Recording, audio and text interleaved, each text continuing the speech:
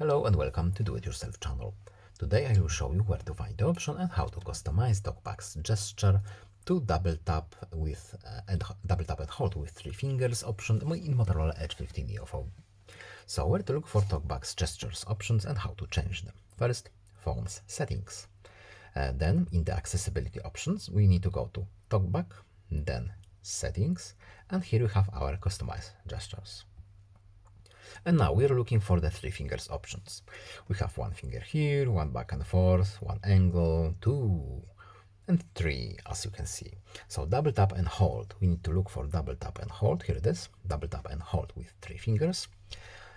So by default we have an action assigned to this gesture, but we can change it by opening this option, and we have a list of every possible action that can be assigned under this gesture.